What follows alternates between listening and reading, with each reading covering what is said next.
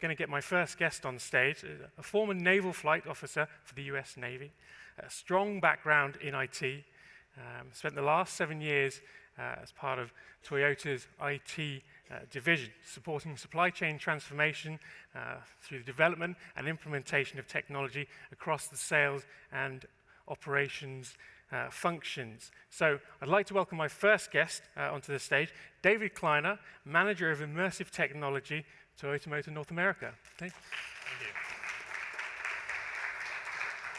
Thanks. Thanks very much. All right. The stage is yours. Okay, thank you. All right, hopefully I can work the technology and we'll be in good shape. Well, thanks for coming. As you know, if you're a reader of automotive logistics, you know that Toyota has been partnered with Microsoft, and we've deployed their HoloLens device using guides to train our people. And we're going to kind of start with that, and then we'll kind of lead into other things we're doing with digital twin and some of our technology. So let's see, here we go. So, you know, this kind of happened all of a sudden, or at least it seemed like it, but really what happened was a perfect storm. With Toyota Logistics Services, they ran into this tsunami of problems, and like I said, it was a perfect storm. All of a sudden, if you go right now to any of our plants or any of our facilities, you'll have the great retirement happening. At any location, there's about 25% of the staff that's eligible for retirement, and that's our most trained, most knowledgeable people ready just to go on to the next phase of life. In addition to this, we have a record number of new vehicles coming in due mostly to the electrification of our fleet. These are vehicles no one's ever seen before, no one's ever accessorized before, so it basically means we have to train everybody yesterday. And that means we have to train them again next year when we have new vehicles out. And this is going to keep continuing on and on. And what we're really trying to do here, in addition to having to deal with this training gap, we want to attract people that are digital natives. And that doesn't mean people just out of college. It means anyone. I mean, it's pretty much age independent. Anyone who is comfortable with technology, because we know we're going to have to change constantly, and the only way we can keep up is to use tech. So what we did here is we kind of came up with a framework of, how are we going to do this? And it wasn't like we just went and chose Microsoft randomly. We looked at a number of technologies, and we actually worked with Microsoft to mature their technology. But along the way, we really wanted to improve our quality. We wanted to make sure that our instructions that we provide our people are in-depth and have nuances. They can't just be IKEA-type instructions that anyone can understand because they're languageless, but we also have to include other things like sound, what does good sound like, or how, we have a solid fit, or maybe embedded videos, kind of like YouTube, or other type of instructions, or even a call for help button. Those are the things we were looking for. And we wanted to Yokotan this not only among all the sites, so they're all on the same page, but we wanted to capture the unwritten documentation or the unwritten instructions that were there. Up to now, it's been a very manual process of master teaching students, and it's kind of been done this way for decades, and we never really documented what was going on. So if something were to happen, let's say to one of those instructors, we kind of lose that knowledge. Or what also has happened is we've kind of gotten a little bipolar or polarized here, where we have what they're doing on the East Coast up in Newark isn't exactly what we're doing at Long Beach or at Portland. So we kind of wanted to standardize that across the board.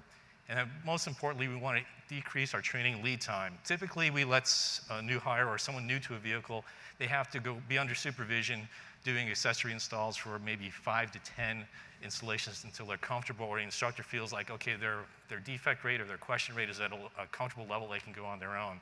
We need to decrease that, because right now we only have a 1-to-1 instructor to student ratio. We need to increase the instructor to student ratio. So we're out of instructors, basically.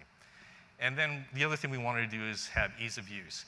We didn't want to have to depend on an army of contractors or an entire new IT staff to support this. Basically, the instructors have to support themselves. And so as we went down this journey, we kept coming up with, okay, we have to do augmented reality. And we're going to use this software called Guides. And Guides is a Microsoft product, and it works very similar to PowerPoint. In fact, that's what we tell people. If you can use PowerPoint, you can use Guides. And within 8 hours, we can teach someone how to use the HoloLens and how to create guides, and they're on their own. And that's really what we were looking for. In our initial findings, we found that we decreased our training lead time by 9%. Now, that's really dependent on the students. Some students come in, they don't know which end of the screwdrivers they're working in, so they'll need more instruction. Others are just retrained, so they just wear the HoloLens once and they're ready to go. So about 9% is about our average, but we really saw a 33% reduction in lead time, or in defects, and that's what we were looking for. There's less rework, we get it done right away, and things are just getting out of the factory and out of the plants as opposed to coming back in for rework. And then the big point here is user-generated content. We didn't want to have an army of consultants working on this. So I put together a quick video. Part of this is from our Microsoft Inspire conference, and some of it is from what we did in-house. So we'll have two different points of view. One is with fancy cameras, and the other one is just a first-person view. Let's see how this goes. So obviously we're out at San Antonio, if you don't recognize that, because of all the pickup trucks. And this will get going here in a second. So this is the typical work environment. It's just a big bay with various lifts and hoists. As we go, we customize the vehicles. In this case, they're making a TRD Pro, in case you don't recognize that. Now here we have Cody. He's putting on a HoloLens, and this is his view of what he's seeing. So he scans the vehicle, it locks onto the vehicle, and we use that as an anchor point for all of the holograms, which you kind of see floating around. Now he went and created those holograms by, let me get this catch up here. So he actually, those holograms, he put those into the HoloLens himself. So he put the instructions in, he pulled them from the paper copy, and there we go, and put in the next step. And there's even a picture he uploaded from the PDF file. So basically all we've done is taken what we used to do and put it in a new format. So now he doesn't have to call or wait for an instructor. He can work on his own, at his own pace, and we'll show an example here where I think he does call for help. No, we didn't. But anyways, that's another thing we can talk about. In this video here, we actually have a brand new student who's never done a roof rack install in a Tacoma going through this for the first time, and this is what he's seeing. We recorded it. And as you can see, he's working through it. It's telling him, to pull out the ditch molding. This is a new person, so his head isn't very steady. And you'll see him work through the instructions. And we have instructors around just in case he needs help. And you can see he did this on tack time, without any additional help, without any defect the first time. And this is an office worker we just threw in there, one of the managers. So we thought this was a huge success.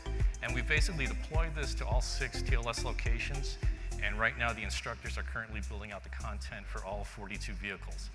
So that's where we're at with that. So it's been a pretty good year for us with this project. So while we were doing this digitalization, we realized that there's other things we can do with digital twin. And that's basically what we did with the HoloLens. The whole locking onto a vehicle, we create a digital twin of that vehicle, and that's how we perform that lock and that 000 point of origin. So what we then said was, let's go one step bigger, and we digitized the entire Port of Long Beach, and that's what's kind of in the background here. And why we did this is that we wanted to give people a view of the hydrogen story that we're trying to do at Long Beach. Right now, we have a Trigen site that's about ready to come up into production, or online, I should say. And because of the DHS restrictions, we can't have people come to the port and visit it. So we know we have a global audience, and we have to tell the story how we're using hydrogen, not only to power our station or our plant, but also fuel our vehicles. So in this case here, you can go through a self-guided tour on the site, and it'll tell you how we do this. And there's 3 ways of viewing this. I'll show you the trailer here in a second, but you can scan it with your smartphone or tablet and look at it, or you can type in the full URL. But you can go through here and learn how we do it. And I'm just going to show you a quick video. And this is just on the lead building. And you see there's the entire campus. You can spin around on your own. As you click through it, you can go through each of the components, and it's basically a virtual twin of what's there. And you don't have to visit the plant in person to learn about it. You can do it here from anywhere. And our company, the company we used was Groove Jones to do some of the studio work. But that was kind of an intro here. I didn't want to make this a lecture because it can get really technical rather quickly. And I kind of want to keep this light and open. This is new for everyone. Not many people are using augmented reality as a training tool, let alone Microsoft's solution, which is what we chose. And very few people are doing digital twins of their entire facilities, and starting to roll those out. So that's pretty much it for the slide portion of this. Oh, and by the way, on that, we did win a Muse Award. So we know we're doing something right. We have an international group that presented us an award for our work with Long Beach. And that's pretty much it. We're back. Fantastic. All right. Thank you so much. Thanks. Please take a seat. Okay. Some fascinating insights into some technology I thought only I could attach to a PlayStation. So Yeah. Now I have an excuse. This is Good. great. Please take a seat. I'd also like to welcome David's colleague and partner in crime up onto the stage. Also a member of the Applied Tech Research Lab division at Toyota. Has over 20 years experience with Toyota supply. supporting all aspects of the sales and operations functions, currently focused on technologies including machine learning, AI, 3D printing, and digital twins, as we've just seen. I'd like to welcome Eric Sway, Principal Architect, to the stage. Eric, welcome. Please take a seat. Yeah. Perhaps we can, but just before we get into the technology itself, perhaps we can take one step back and just give our audience a little insight, for those not familiar with the Applied Tech Research Lab, how it fits into the wider organization, and other than playing with cool technology, what do you guys get up to? Sure. Well, actually, we copied ourselves off the Tilt Lab, which is focused on manufacturing. And that lab is set up to think of solving problems in new ways. So the name Tilt came from, tilt your head and look at the problem from a different angle. But they were just focused on production engineering. And so we said, well, we can do something similar for the other pillars in Toyota. And the idea was not just to create a research division, but to create something that solves problems. So that's kind of how we came up with this, and that's what we've been doing. We find real problems, and we try to apply technology to solve them, but outside of the normal confines of IT. So we're not as limited as they are. We can go to any vendor, we can pick any technology, and try to solve these problems. And it starts with, we do pilots, and then if the pilot passes, that means the technology is sound. We do a proof of concept, so a limited deployment to figure out what the gaps are. If the proof of concept's good, then we can go to full production. And this way we find that a technology's not going well, we avoid spending a lot of money and a lot of time by going down a rabbit hole. We say, okay, we know this isn't working, we can stop and move on to something else. Oh, excellent, thank you. So let's start by talking about the HoloLens technology. That was the main part of the case study. For starters, as I understand it, Microsoft create the software and the hardware. And I believe you I have one right here. Have some with you, which is rather cool. Who creates and controls the content that goes into it? It's all citizen development. Our trainers create their own stuff, entire instruction sets. Like Dave said earlier, if you can know PowerPoint, you can actually just create all the instructions. The only problem is a little more tricky is placing those holograms the way you want it.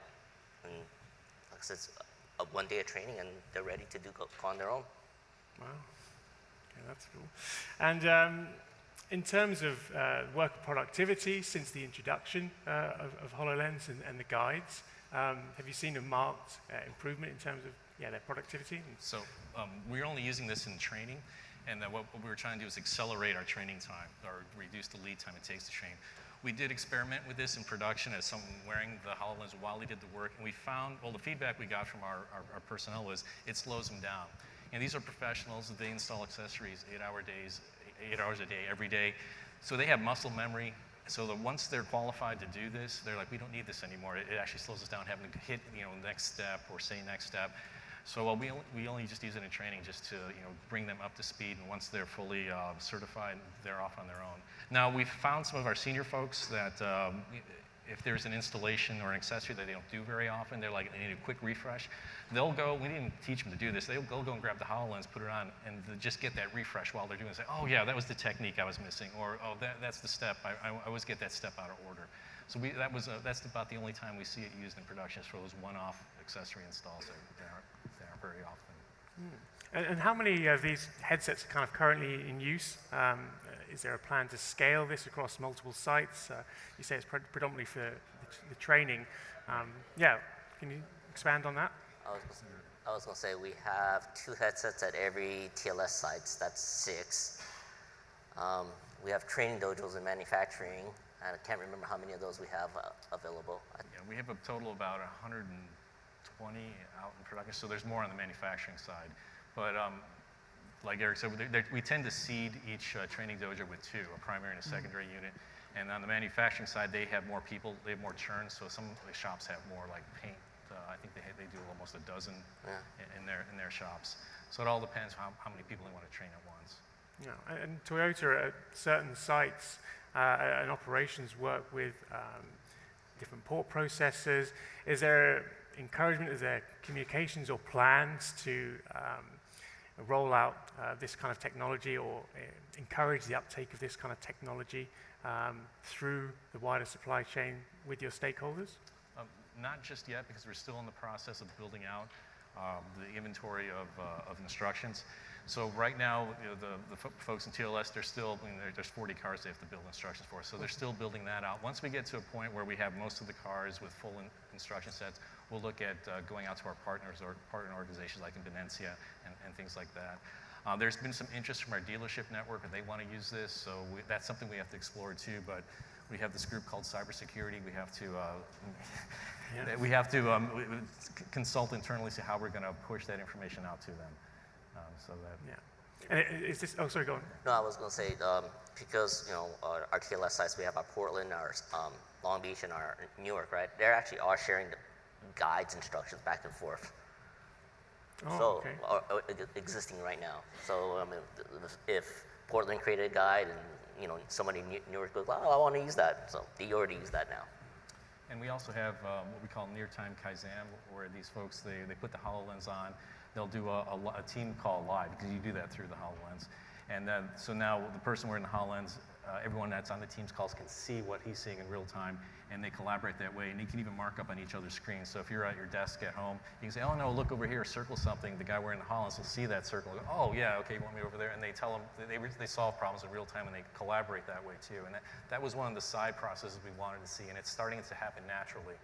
And so that's working really well. So now, in addition to sharing guides, they're sharing ideas across. So we kind of cut down on our travel costs. We don't have to fly people from Newark to Long Beach and Long Beach Place for them to collaborate on new vehicles. They can do it virtually now. Is that also having an impact on the implementation of new ideas, the Kaizen approach, process upgrading?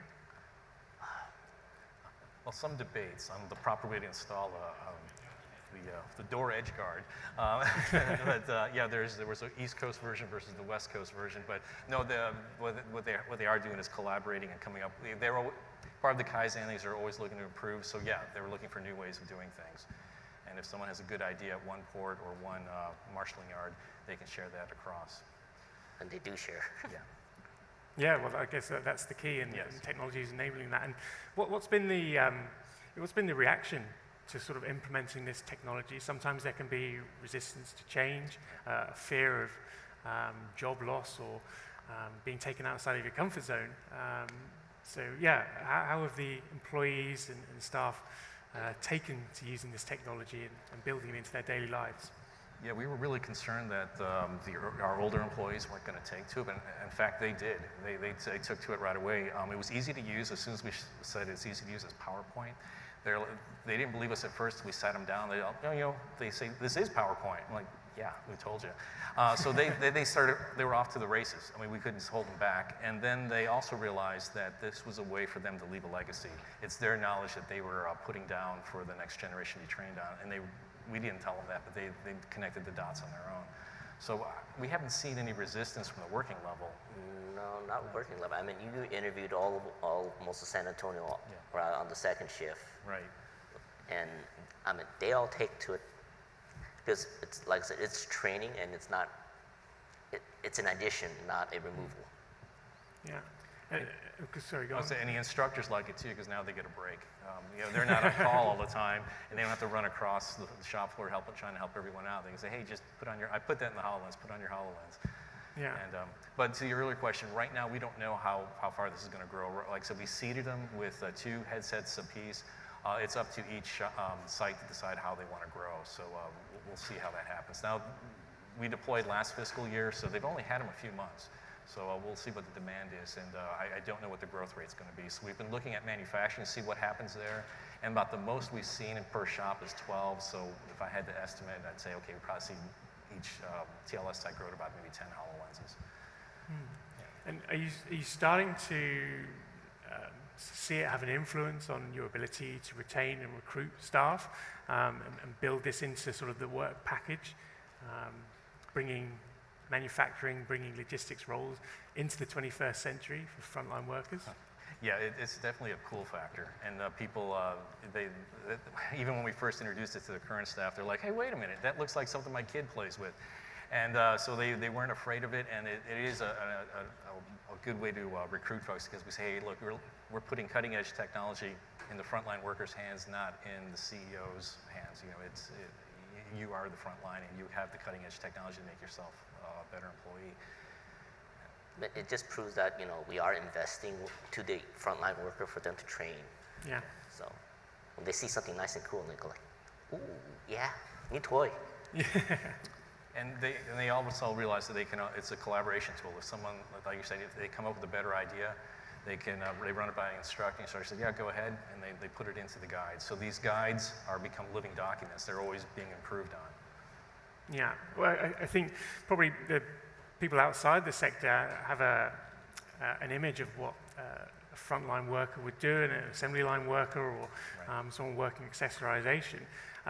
So is there a need to educate and make it more widely known that there are gadgets that you can play with, but things that genuinely make the workplace more dynamic, give you that ability to collaborate with teams in real time, regardless of distance and things like that. Is there a need to educate people of how these roles are changing because of technology? Well, like I said in my talk, we're looking for digital native employees now, so that's something that's asked during the recruiting process is, are you afraid of technology? Are you willing to try new technology? And this being one of the examples, is, this is part of your job now. You're going to be using this as part of your training program, and as you move up the ranks, when you become an instructor, you're going to be expected to create content.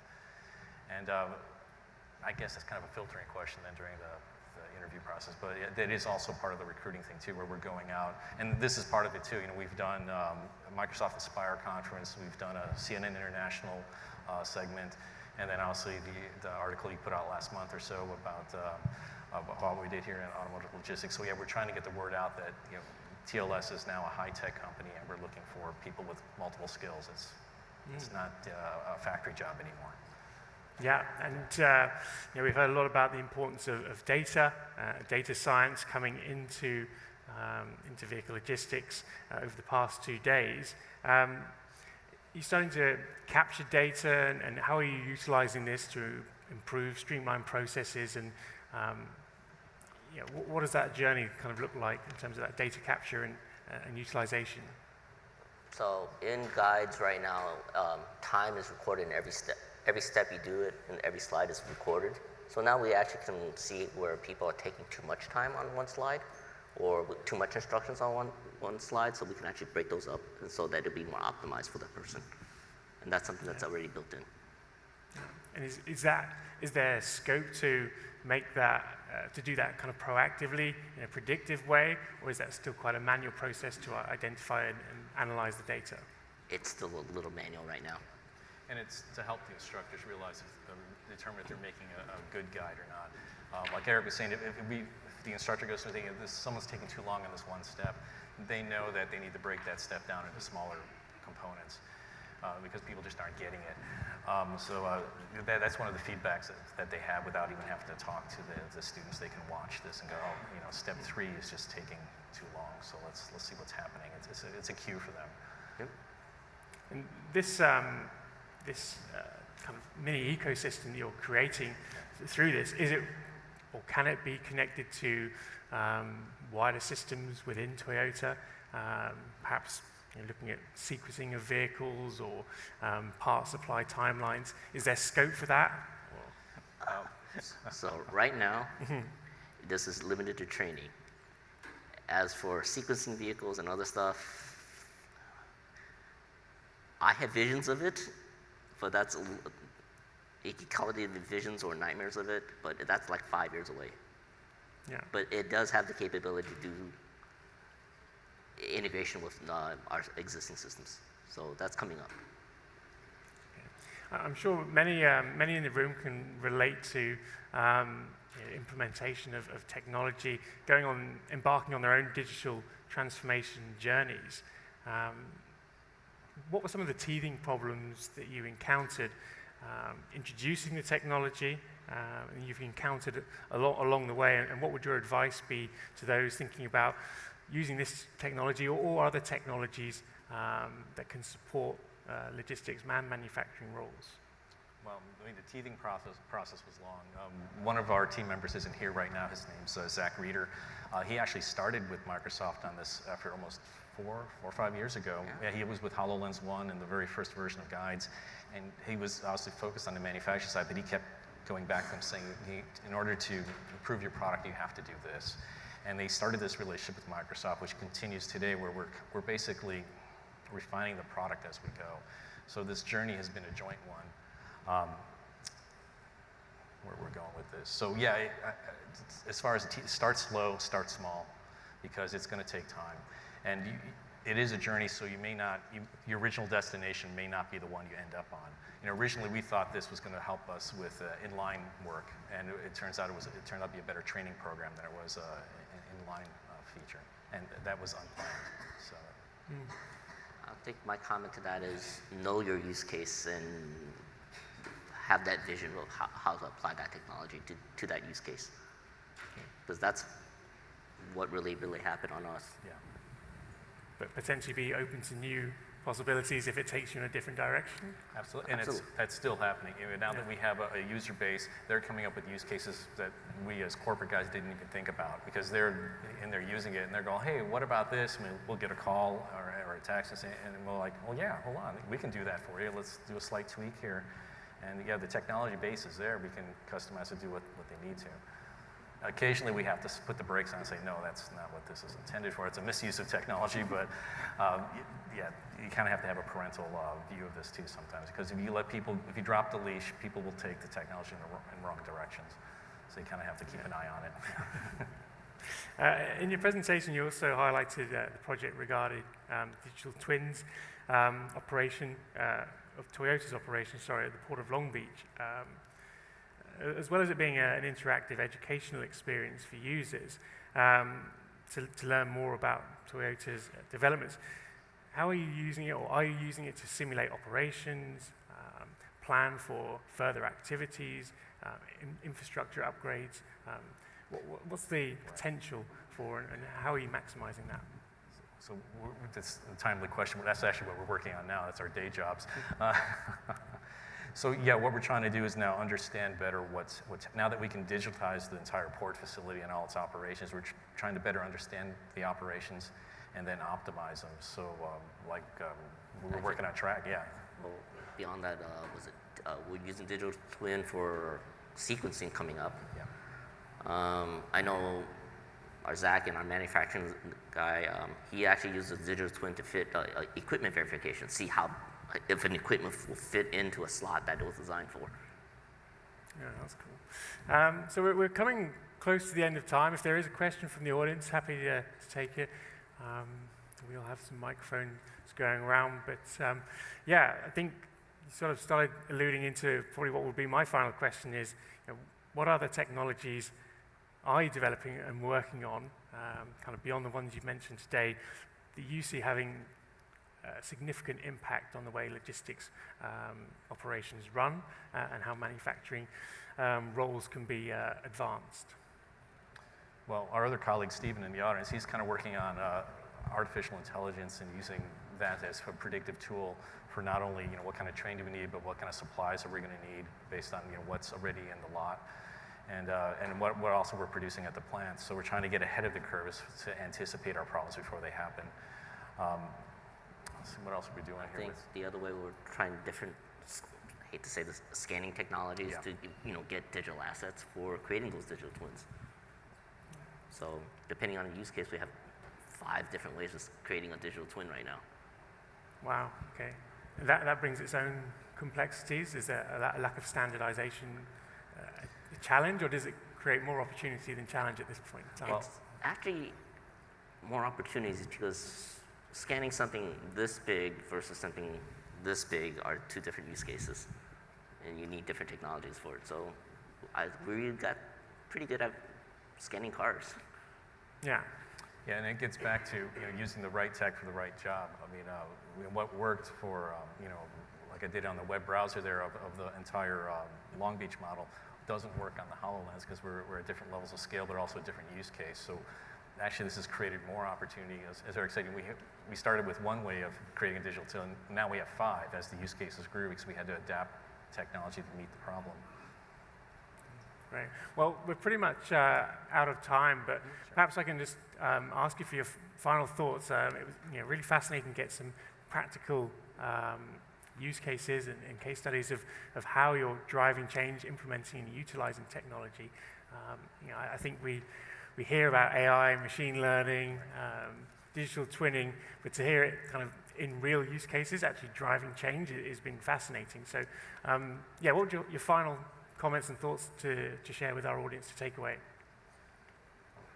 Avoid the hype, because there is a lot out there.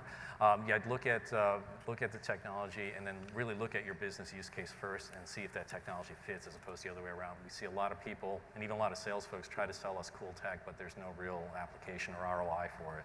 So I'd say just be careful about that. I would say just keep the technology in your back pocket, because even if it doesn't work now, it will come back in the future. Well, some good advice, and I believe you're around for the rest of the day, and with the technology that we talked about, the HoloLens, I think you're encouraging people to come up and check it out and engage with you and even have a try. Or You're more than welcome to. You can look at a 3D model of a brisket. There you go. So you can see your lunch in the digital twin. There you go. Yep. Perfect. Yep. Well, thank you so much for your time. I think it's been really fascinating, really illuminating, a very different take on how vehicle logistics is moving into the 21st century. So thank you very much.